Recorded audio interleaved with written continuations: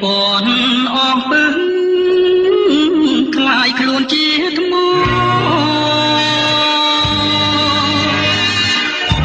អប្សរាកៃណោឆ្លុះស្រងទឹកភ្នែកអាយុនស្ដាប់មុខចောင်းកាខំវ៉ែតាមទ្រុងយំស្រែទៅបែកលោកព្រី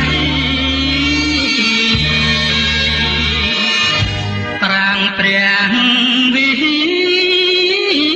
រងៀមនាងឯងស្រែកងោក្តែងក្តែងខ្លាចបដោឈ្មោះថ្មីដោយកម្ពុជាក្រោមសូមរំសពថ្ងៃក្រុងខ្មែរដល់បាត់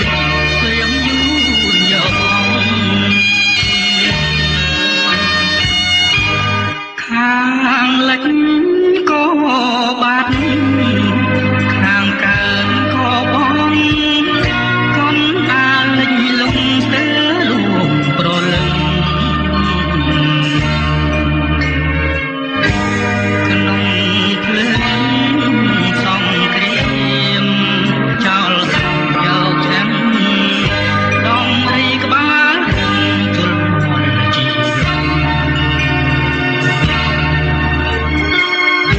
ទល់ដែនដាច់ខ្សែ